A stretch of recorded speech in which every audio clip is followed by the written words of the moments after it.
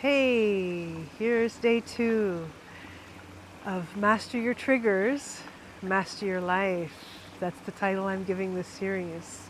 I was thinking about it last night, and today I had a client at my retreat center. We're doing some work on anxiety triggers. So I'm going to draw on that for today's video to sort of unpack the anatomy of a trigger. So she came in and she was sharing how she has anxiety about if people don't get back to her on time, especially her close family and her husband, right? If she sends a message and they don't respond quick or something happens, she has an instant fear that she's done something wrong. And I could relate because I had that all my life. Oh my gosh, if somebody didn't respond to me right away, I'd be like, what did I do wrong? Oh, maybe I said that wrong or that, because that's how my traumas had primed me. My traumas had primed me to believe that if anything's wrong, it's my fault. And it always has to do with me, nobody else. So that took a lifetime. Oh my gosh, 54 years I'm here, and I can say that I've graduated from that one, but man, it took a long time to heal. So I understand what my mentor, Dean Graziosi, says: when you can compress 4 decades into an hour or a day, that really helps people with a step forward. And that's what's empowering me to share my journey through these videos and to do what I do. So I can feel the impact already through the first video. People have given me feedback, so I'm very grateful. So let's unpack the anatomy of triggers. So the thing with triggers is that when they hit us, they feel so big. They feel so enormous that we have no control. And that's why our limbic brain gets activated in survival mode and takes over our frontal cortex. Our frontal cortex is all about reasoning, higher intuition, problem solving, finding solutions, understanding things, piecing the dots together. And when we're triggered, we lose access to that. I remember reading an article about brain scans, and it showed that when we are in a fight or flight state, the frontal cortex, there's like hardly any neurons firing. Everything is here. And that's the problem with triggers, is that when we keep repeating the triggers in our mind, we start hardwiring ourselves, and we start growing our amygdala instead of growing and developing our frontal cortex. Have you ever been there? You had somebody do something, and then for the next 48 hours, 2 weeks, year, 3 years, you're still ruminating about what they did, what they said, and how that affected you, right? This is a trap that we get into. It's a trigger trap. And it's so important to be able to understand what's actually happening when that trigger comes up, so that we can create some space for reflection and for deeper exploration and uncovery of what are, again, as I mentioned yesterday, what is it that's getting activated in me. So with my client, so we worked it out. I said, okay, so you have this anxiety. And she says, only with my loved ones. And I said, of course, it's with our loved ones that we have the deepest psychic connections. And so there's the deepest need for belonging and significance, right? So that makes total sense. And I said, so if we go deeper into that trigger, I said, what is it you're afraid of when they don't respond? What are you actually afraid of? And she said, I'm not sure. And I said, well, how about this? How does this resonate? I said, you're afraid you're not enough. You're afraid you might lose them.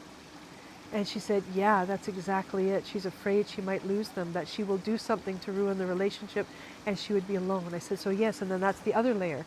So what is the fear about, having done something wrong? The fear is, I'll be alone. And I said, okay, so there's that layer. So now we go back into that and we ask ourselves, is that true? Do I absolutely know for certain that it's true that I'll be alone forever and, no one will ever love me and there's something wrong with me? And I asked her to ask that, and she said, well, she doesn't know. I said, there you go. I said, so this is how we crack open the triggers. We go back as many layers to see, what is it I'm afraid of? I'm afraid that I did something wrong. Okay, what does it mean if I did something wrong? It means that I'll be rejected. What does it mean if I'm going to be rejected? It means I'll be alone and I'll suffer. And that's our inner child. Triggers are always related to our inner child wounds. So then we need to step up as the adult self and then ask that question, is this true? How can I prove, is this really true? And we'll always be able to say, I don't know. And the moment we say, I don't know, the trigger loses its power. It cracks.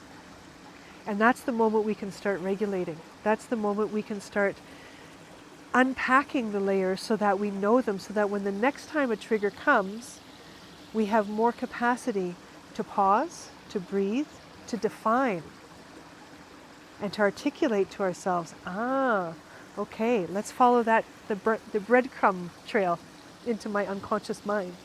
Let's follow that breadcrumb trail. Where is it leading me? And then we find our answers. And then each time we do that, we get stronger. Our triggers are for us. They are our teachers. They are our link to our deepest, most vulnerable self. Because our protective defensiveness, they developed because we didn't know better. We didn't have the nurturance or the support or the protection that we needed at a certain age or a certain experience. And so our biology is so wise to create walls and barriers of feeling so that we don't suffer. But there's a point when those walls end up sabotaging us. And this is what I'm offering with the trigger work through these videos, is to engage from a different point of view, with love and compassion, or when your partner gets triggered by you, or a friend or something. Because what happens is we get a double trigger, and then the triggers go back and forth like on a ping pong table, and then everybody loses. So at least one person needs to be able to grab the ball, self-reflect, come home, dive deeper, understand the trigger, get to know what are the mechanisms in me. Or if it's somebody else, understand there's mechanisms that I don't yet know yet. And maybe, as long as they're not abusive people, of course, but if there are loved ones and we know that we can communicate, then maybe I can hold my trigger for a minute, take the higher ground and hold space for them so they can come through. And then when they come through, then I can share my experience too. This is what I've experienced in my relationship with my husband. This is what I've done. This is what we do. And it works. Because if we're both going off on a tangent in our triggers, and especially if it's a double trigger, if his trigger triggers my trigger, and then my trigger triggers his, and blah, blah, blah, blah, we get lost, and love gets lost, connection gets lost. And so it's my invitation. Do a little deeper inventory. Unpack your triggers. Take a notepad and ask, what are the biggest triggers that I know get me out of alignment with myself and what I know to be true? And look at, okay, so what is the fear? What is the anxiety? What is the story? And trace it back until you can unpack as many layers as possible so that the trigger is no longer overwhelming. You can name it, you can see it. Once we see and name something and observe it, it no longer has the same power. We are in the power position to make a change. So I hope this helps. I hope this gives a little insight. This is installation 2 of Master Your Triggers and Master Your Life. I'm having fun. I'm starting to get a little more comfortable. So thank you for all the feedback I've had already on the first video, and I look forward to the other ones. I've already written a list of what's going to be coming next. Okay, much love to you all. Bye. And again, I'm going to give you a beautiful little view here. Oh, this is our home, and this is our beautiful creek that runs through our beautiful, special place. Take a deep breath.